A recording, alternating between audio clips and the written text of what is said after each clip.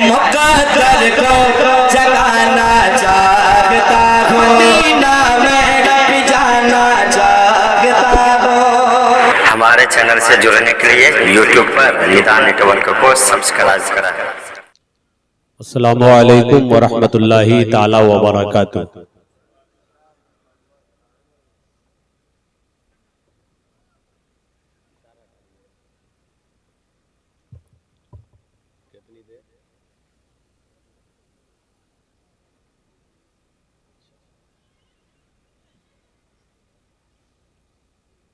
अल्हम्दुलिल्लाह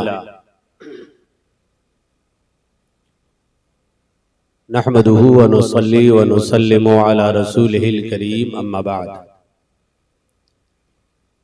अऊज़ु बिल्लाहि मिनश शैतानिर रजीम, बिस्मिल्लाहिर रहमानिर रहीम। फस्अलू अहल ज़िक्रि इन कुंतुम ला तअलमून।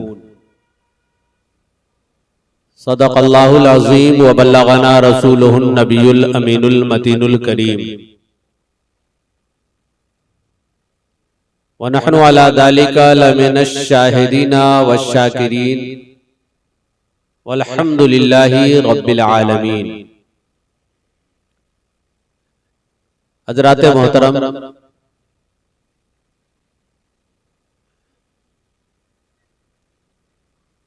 ये कॉन्फ्रेंस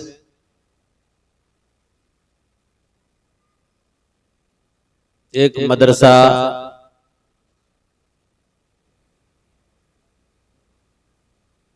गरीब नवाज के नाम से मौसूम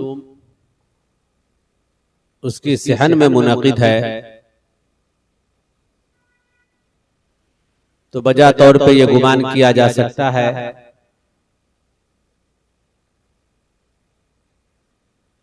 कि आम लोगों के जरिए जो कॉन्फ्रेंस और जो जलसा मुनक़िद होता है उससे ये कुछ अलग होगा। सामईन भी और जगहों से शऊर के लिहाज से, फ़हम इदराक के लिहाज से अलग होंगे। और हजरत मौलाना अब्दुल मालिक साहब के बयान के मुताबिक उन्होंने ये कहा भी है कि पढ़ा लिखा मजमा है। तो अफसोस की बात है कि पढ़े लिखे लोगों के दरमियान मुझ जैसे कम पढ़े आदमी को भेज दिया। लेकिन आप इससे कबीरा खातिर ना हो, मेरे बाद बहुत पढ़े लिखे लोग, काफी जानकार, अपने फन में पीएचडी कर रखे हुए लोग यके बाद दिगरे आने वाले हैं। उन तमामी हजरात से आप सुनेंगे और अपने आप को महसूस करेंगे। हजरत मौलाना नौशाद साहब क़िबला और मौलाना गुलाम रब्बानी साहब की मोहब्बतें जो मुझ जैसे नाक़िस आदमी को भी अपने जलसे में बुला करके मश्क का मौका इनायत करते हैं, ये हमारे लिए सादतमंदी की बात है। और जो अपनी इल्मी बिसात है, हैसियत है, उसके मुताबिक कुछ देर की गुफ्तगू मैं करने की कोशिश करूंगा। और मैं देखना भी चाहूंगा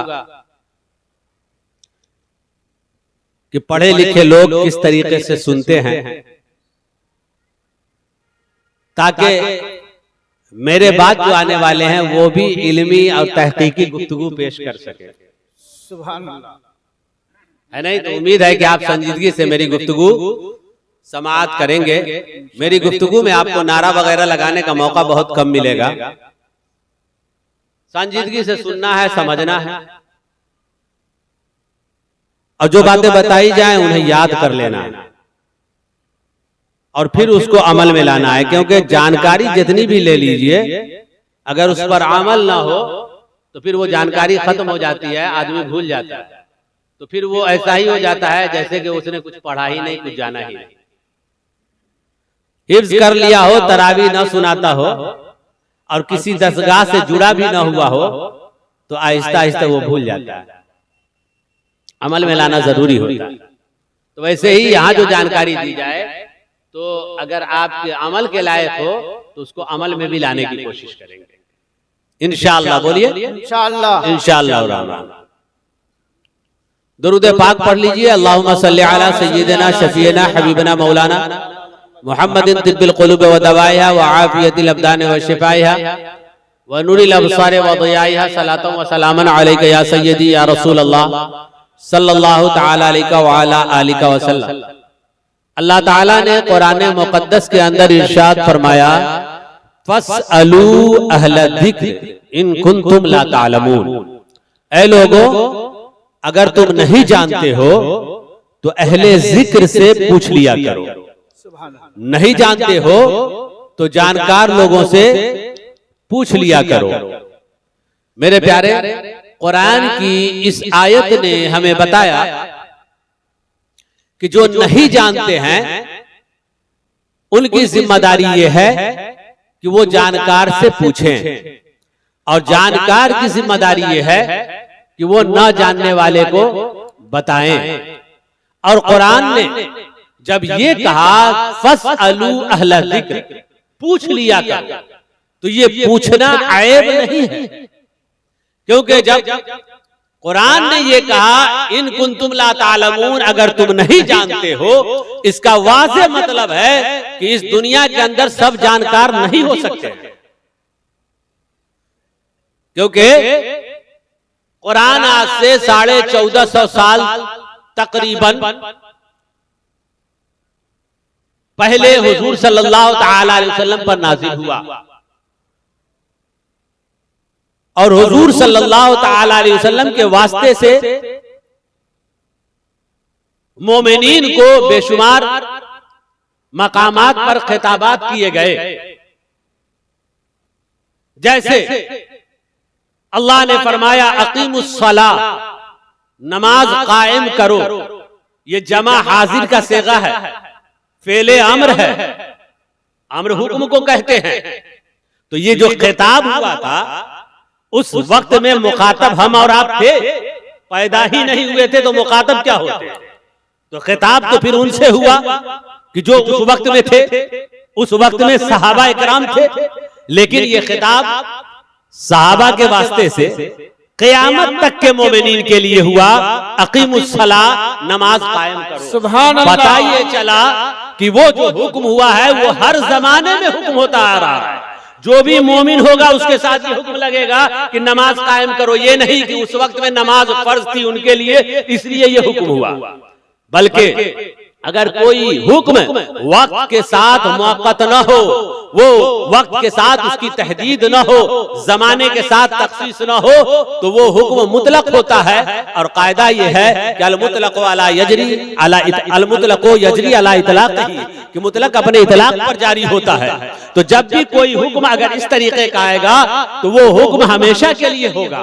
जैसे आतुज़ ज़कात, ज़कात दो, तो हुजूर के जमाने में जो मालदार है उनसे खिताब है, लेकिन अब हर जमाने में जो भी मोमिन मालदार होंगे उन सब से भी यही खिताब है कि ज़कात दो। अगर ये बात आप समझ गए तो अब ये समझिए कि हुजूर के जमाने में ये आयत नाजिल हुई हुजूर पर, फस्अलू, पूछ लो, अहले जिक्र, जिक्र वाले से, इन कुंतुम ला तालमून, अगर तुम नहीं जानते हो। गोया के कुरान ने ये बताया कि सहाबा कराम के जमाने में भी दो तरह के लोग, एक वो जो नहीं जानते हैं, क्योंकि अगर सब जानकारी ही हो तो फिर पूछने की क्या जरूरत। इसलिए ये नहीं हो सकता है कि सब जानकार हो, और न ये नहीं हो सकता कि सब न जानने वाले हो, क्योंकि सब नहीं जानने वाले हो तो फिर पूछेगा किससे। इसलिए दो तरह के लोग हर जमाने में होंगे। हुजूर के जमाने से लेकर के क़यामत तक दो तरह के लोग होंगे। कुछ वो होंगे जो नहीं जानते होंगे, तो न जानने वाले के लिए सिर्फ न जानना ऐब नहीं है। अगर कोई न जानता हो तो सिर्फ न जानना ऐब नहीं है। जनाबे वाला ये बताएं, 8 साल का बच्चा हो और उसको फराइज़ नमाज मालूम न हो, कहेंगे क्या ऐबदार है? बोलिए। 7 साल का बच्चा हो, उसको फराइज़ गुस्ल मालूम न हो, क्या कहेंगे कि ऐब है इस बच्चे के अंदर? क्या इसके बाप की शिकायत करेंगे कि 7 साल का बच्चा है आपका और फराइज़ गुस्ल नहीं जानता, शरायत नमाज नहीं जानता, मोजिबात गुस्ल नहीं जानता? नहीं, इसलिए कि मुतलकन न जानना ऐब नहीं है। हाँ, ऐब तो उस वक्त है कि जानने की उम्र हो जाए और फिर ना जाने। ऐब उस वक्त है कि जानने की उम्र हो जाए और फिर ना जाने। मसलन एक आदमी जो बालिग हो चुका है, 16 साल, 14 साल, 18 साल का हो गया, और इससे पूछा जाए फराइज़ गुस्ल बताइए, तो अब ये नहीं जानता है तो कहा जाएगा ताज्जुब की बात है, फराइज़ गुस्ल नहीं जानते हो जनाब, तो पाक होते कैसे हो? और जब पाक होते नहीं तो नमाज पढ़ते कैसे हो? तो ये उनके लिए ऐब है कि जो जानने की उम्र को पहुंच जाएं और फिर न जाने। तो कहा नहीं जानते हो तो जल्द से जल्द जानकार से पूछ लिया करो। मेरे प्यारे भाइयों और दोस्तों, तो ये न जानना मुतलकन ऐब नहीं है। हाँ, न जानते हुए जानने की उम्र हो जाए और फिर न सीखे, फिर वो जानकारी हासिल ना करे, ये ऐब की बात है। इसी ऐब को दूर करने के लिए अल्लाह ताला ने फरमाया फसअलू, पूछ लिया करो। अच्छा, दूसरा ये कि एक आदमी वो है जो नहीं जानता और न जानते हुए जानकारी की कोशिश करे, और एक वो जो नहीं जानता है और न जानते हुए ये समझता है कि हम सब जानते हैं। ये बहुत बड़ा है, और आज इस जमाने में ये बीमारी सबसे ज्यादा पाई जाती है कि जानता नहीं। कुरान कहता है नहीं जानते हो तो जानकार से पूछ लिया करो, लेकिन बीमारी इनके अंदर ये कि नहीं जानते हैं और उसके बावजूद ये समझते हैं कि हम सब जानते हैं। इसलिए जब कोई आलिम दीन इनको कोई बात बताए तो कहे रहने दीजिए, हम सब जानते हैं। जब इनसे कहा जाए कि ये जो सूदखोरी करते हो ये हराम है शरीयत के नजदीक, तो कहा रहने दीजिए, हम सब जानते हैं। ऐसे लोग जिनके अंदर ये बीमारी हो कि न जानते हुए भी जानकार अपने आप को समझे, खा किसी भी लाइन में हो, तो इसके बारे में फारसी का बहुत मशहूर व मारूफ मकूला है, हर कस के नदानत बदानत के बदानत दर जहल मुरक्कब अबदुद्दहर बमानत, कि जो शख्स नहीं जानता है और समझता ये है कि हम सब जानते हैं, वो जहल मुरक्कब का शिकार हो जाता है। यानी ऐसा आदमी कभी सवर ही नहीं सकता, ऐसे आदमी के पास एजुकेशन आ ही नहीं सकती है, ऐसे आदमी के पास इल्म आ ही नहीं सकता है। इसलिए कुरान ने कहा ऐसे न बनो कि न भी जानते हो और न जानते हुए भी यूं समझो कि हम सब जानकार हैं, तो तुम जाहिल हो जाओगे। यही वो बीमारी थी, यही वो खराबी थी कि अबुल हकम को अबू जहल बना दिया। यही वजह थी कि हुजूर सल्लल्लाहु ताला अलैहि वसल्लम बताते तो वो कहता हम तो सब जानते हैं। इसलिए मोहम्मद आपसे सीखने की जरूरत नहीं है, आपसे सुनने की जरूरत नहीं है। नतीजा क्या निकला कि अबू जहल हो गया। इसलिए मेरे प्यारे भाइयों और दोस्तों, हम सब के लिए जरूरी ये है कि अगर नहीं जानते हैं तो जानकार से पूछ लिया करें, जानकार से बोलिए पूछ लिया करें, अहले जिक्र से। हाँ, गौर से सुनते रहिए ताकि मैं आगे चलता रहूं और आपको कुछ सिखाता रहूं। जानकार से पूछ लिया कीजिए अगर आप नहीं जानते हैं, और न जानते हुए पूछना ये कोई ऐब की बात नहीं बल्कि ये कमाल है। यही वो कमाल है कि जिस बंदे के अंदर ये चीज पैदा हो जाए तो आज तो वो न जानने वाले में शुमार होता है, कल वो जानकारों का रहनुमा और पेशवा बन जाएगा। सुभान अल्लाह। ये खूबी जिसके अंदर पैदा हो जाएगी। हाँ हाँ, यही वो खूबी थी जो सहाबा किराम में मौजूद थी। सहाबा किराम में यही खूबी थी जनाबे वाला। बुखारी बाज़ाब्ता खोलकर सहाबा ने नहीं पढ़ा था, मुस्लिम सहाबा ने खोलकर नहीं पढ़ा था, बल्कि उनके सीखने का तरीका क्या था? उनके सीखने का तरीका यही था कि जो चीज नहीं जानते वो हुजूर सल्लल्लाहु ताला अलैहि वसल्लम से बेला झिझक पूछ लेते, वो सवाल करते हुजूर से और मालूमात लेते। जैसे मिसाल के तौर पे ले लीजिए कि अक्ल ये कहती है कि मरा घोड़ा घास नहीं खाता। अक्ल क्या कहती है? मरा घोड़ा घास नहीं खाता। अक्ल ये कहती है कि जो इंसान मर जाए उसको जिंदों के अमल का फायदा नहीं पहुंचेगा, क्योंकि ये तो बात अक्ल में आने वाली नहीं कि खाना मैं खाऊं पेट मेरे मरे हुए बाप का भर जाए। ये अक्ल इस बात को तस्लीम करने के लिए तैयार नहीं कि ठंडी मुझको लगे और जैकेट मौलाना अब्दुल मालिक साहब पहन ले, ठंडी मेरी कट जाए। कहा ये अक्ल इस बात को तस्लीम नहीं करती है कि कोई इंसान दुनिया से चला जाए और उसके लिए कोई कुरान की तिलावत करे तो सवाब उस जाने वाले को मिल जाए। ये अक्ल इस बात को तस्लीम नहीं करती कि मेरा बाप मर जाए, मेरी माँ दुनिया से चली जाए और मैं जिंदा होकर सदका करूं, बेटा सदका करे, बेटी सदका करे, दीगर रिश्तेदार सदका करे तो सवाब मरे हुए बाप को मिल जाए। अक्ल ये नहीं मानती है। अब यहाँ पर जो नहीं जानते हैं वो क्या करते हैं? अक्ल के घोड़े दौड़ाते हैं। सहाबा इकराम ने अक्ल के घोड़े को नहीं दौड़ाया, बल्कि कहा कि अगर मेरी अक्ल में ये बात नहीं आती है तो अल्लाह ने ये फरमाया फस्अलू अहल जिक्र इन कुंतुम ला तालमून, पूछ लिया करो, अहले जिक्र से पूछ लिया करो, अहले इल्म से पूछ लिया करो अगर नहीं जानते हो। तो सहाबा ने कहा हमारे दरमियान तो सबसे ज्यादा अल्लाह की मखलूक में जानकार मुस्तफा जाने रहमत मौजूद हैं, तो चलो उन्हीं से हम पूछ लेते हैं। सुभान अल्लाह, सुभान अल्लाह, चलो उन्हीं से पूछ लेते हैं। तो अब सहाबी रसूल हुजूर की बारगाह में हाजिर हुए और आकर के अर्ज किया, या रसूल अल्लाह इन्ना उम्मी इफ्तलतत नफ्सहा वाजुन्नुहा लौ तकल्लमत तसद्दक़ फहल लहा अज्रुन इन तसद्दक़तु अन्हा। या रसूल अल्लाह मेरी वालिदा का अचानक इंतकाल हो गया, वो मुझे कोई वसीयत न कर सकी, यानी जाने के वक्त में उन्होंने मुझसे कोई बात न की जिसके करने का हुक्म दी हो, ऐसा कुछ उन्होंने न किया। वाजुन्नुहा, लेकिन मैं खुद अपना गुमान, ये मेरा अपना गुमान है वालिदा के बारे में, लौ तकल्लमत तसद्दक़त, कि अगर आखिर वक्त में वो मुझसे कलाम करती, आखिर वक्त में वो मुझसे गुफ्तगू करती तो वो मुझको सदका के लिए कहती, सुभान अल्लाह, सदका के लिए कहती, लेकिन उन्होंने कहा नहीं है।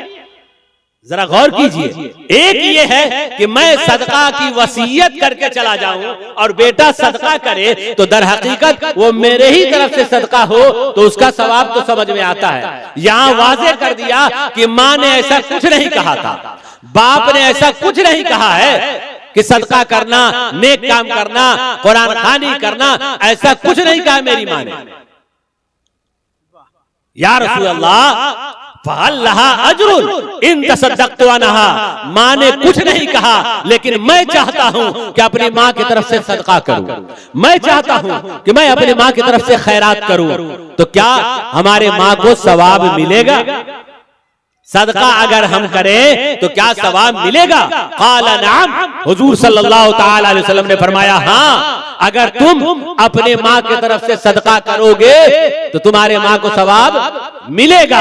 मेरे प्यारे, इस हदीस पाक से हमें चंद बातें मालूम हुई। नंबर एक, ये बात मालूम हुई कि सहाबा का तरीका ये था कि न जानते थे तो जाहिल बनकर न रहे, न जानते थे तो ऐसा नहीं कि उन्होंने अपने आप को ये कहना शुरू कर दिया कि हम सब जानते हैं, बल्कि सहाबा का तरीका ये कि नहीं जानते हैं तो बरमला इजहार करते हैं और जानकार से पूछते हैं। तो अगर हुजूर के सहाबा के तरीके पर हम चलते हैं और चलना ही चाहिए, क्योंकि जो नबी के सहाबा के तरीके पर ना चले वो राह रात पर नहीं रह सकता, वो राह हिदायत नहीं पा सकता है। तो सहाबा का तरीका ये हुआ कि नहीं जानते हो तो पूछ लिया करो।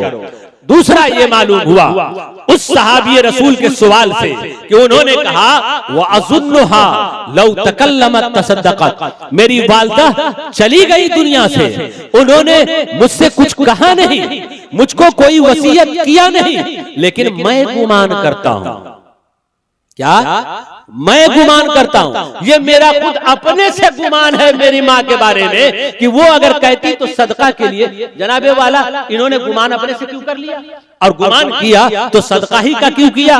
कोई और भी तो गुमान कर सकते थे कि मेरी माँ, मेरा गुमान है कि अगर वो कहती तो मुझको कहती कि कुरान पढ़ना। अगर मेरा गुमान है कि मेरी वालदा कुछ कहती तो कहती नमाज पढ़ लेना। लेकिन मेरा अपना गुमान है कि मेरी माँ आखिर वक्त में कहती तो सदका के लिए। तो अब आप अहले इल्म से पूछिए कि किसी के हवाले से किसी इंसान के ज़हन में जो गुमान पैदा होता है, जो ख्याल पैदा होता है, वो उसके जाहिरी कैरेक्टर और किरदार को देखकर पैदा होता है कि उसका किरदार कैसा है, उसका कैरेक्टर कैसा है, उसका अमल कैसा है। जैसा अमल होता है उसके लिहाज से उसके बारे में दूसरे के ज़हन में गुमान पैदा होता है। यही वजह है कि एक अच्छा आदमी हो जो आपकी मजलिस में बैठा हुआ हो, अब वो होठ हिला रहा है हमारी तकरीर के दरमियान, मसलन मान लीजिए यहीं पे मौलाना गुलाम रब्बानी हो या मौलाना नौशाद साहब हो या हाफिज फिरोज साहब हो या दीगर कोई भी हो, वो अगर होठ हिलाएं हमारा गुमान क्या होगा बताइएगा?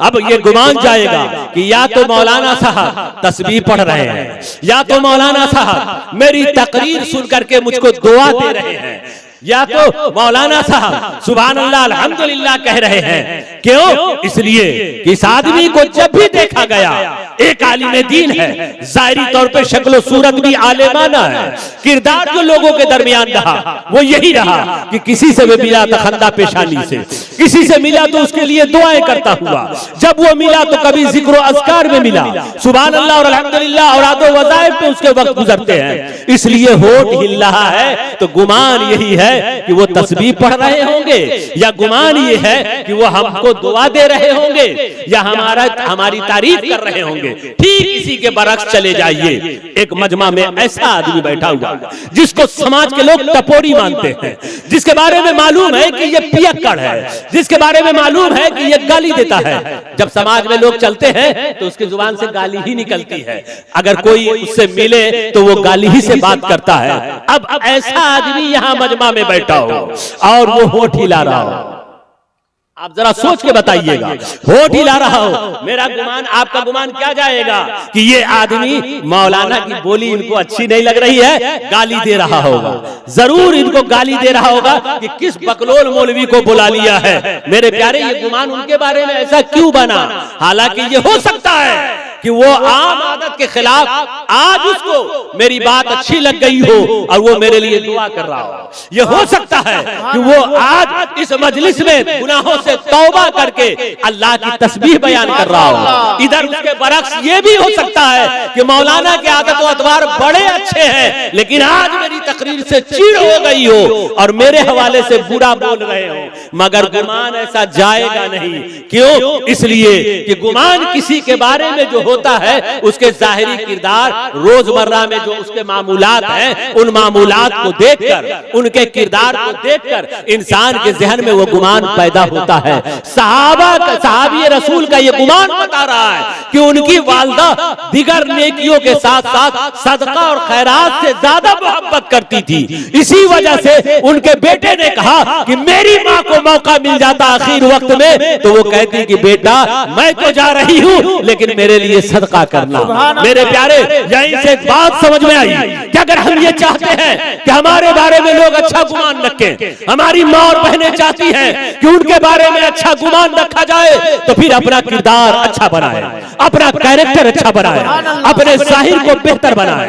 आप सफर और हजर जहां भी रहे, जब आपका किरदार एक तरह का होगा, जब आपके मामूलात एक तरह के होंगे, तो आपके गायबाने में भी लोग गुमान वैसा ही करेंगे। यही वजह है कि एक बच्ची वो है कि जो जाहिरी एतबार से बेपर्दा घूमती है, जाहिरी एतबार से गैरों से वो आंखें मिलाती है, गैरों से बातें भी करती है। अब वो लड़की अगर किसी मजबूरी के तहत भी किसी चौक चौराहे पे नजर आ जाए, किसी बस अड्डे पे नजर आ जाए, तो देखने वाले का गुमान यही होता होता है कि ये किसी न किसी ऐश के लिए गई होगी, किसी दुनियावी ख्वाहिशों और दुनियावी जरूरतों रंगीनियों के लिए गई होगी। हालांकि कोई जरूरी नहीं है कि वो बच्ची इसी काम के लिए गई हो सकता है कि वो किसी मजबूरी में गई हो, मगर ये गुमान बनता क्यों है? ये गुमान इसीलिए बनता है कि जब घर के दरमियान गांव में वो समाज में रहती है, बेपर्दा रहती है, गांव और समाज में रहती है, बेहयाइयों और बेशर्मियों का मुजाहरा करती है, इसलिए आदमी का गुमान यही जाता है कि ये घूमने जा रही होगी, ये किसी से मिलने जा रही होगी। मेरे प्यारे, उसी के बराबर अगर जो खातून नेक हो, अच्छी हो, अगर उनको कोई देख ले बाजार में, तन्हा देख ले, तो आदमी अचंभा हो जाए कि आखिर ये औरत यहाँ बाजार में इस तन्हाई में क्या कर रही है? जरूर कोई मजबूरी में ये फंसी हुई होगी, जरूर कोई ना कोई इसके साथ मजबूरी होगी जो इसके कदम को इसके घर से बाहर निकाल दिया। मेरे प्यारे, ये गुमान बना क्यों? ये गुमान इसलिए कि उसके किरदार इसी किस्म के थे। हम अगर चाहते हैं कि हम दूसरों के गुमान को बेहतर कर ले, तो जरूरी है कि हम अपने किरदार को बेहतर रखें, हम अपने अमाल को बेहतर रखें। आज उम्मीद ये की जाती है कि हमारे मरने के बाद लोग हमारा जिक्र नेकियों के साथ करें। आज हम ये उम्मीद किए रहते हैं कि हमारे मरने के बाद हमें गौसे पाक का मकाम दे करके उर्स के मौके पर, 40वें के मौके पर हमारा तस्करा किया जाए। मेरे प्यारे भाइयों और दोस्तों, अगर चाहते ये हैं कि मरने के बाद हमारा जिक्र खैर के साथ हो, तो दुनिया में नेक अमाल अंजाम दिया कीजिए, दुनिया में अल्लाह और उसके रसूल के फरमान के मुताबिक जिंदगी गुजारा कीजिए, नबी की सीरत के साँचों में ढल जाइए। अगर आप नबी की सीरत के साँचों में ढल गए तो फिर पैसा लेकर किसी को तारीफ करने वाले को लाने की जरूरत नहीं पड़ेगी, आप चले जाएंगे। दूसरे लोग जब भी आपका तस्करा होगा, वो खैर के साथ आपका जिक्र करेंगे, वो जिक्र आपका नेकियों के साथ करेंगे। हाँ हाँ, बहुत से लोग चले गए, लेकिन आज भी उनका नाम जिंदा है। वो नाम क्यों जिंदा है?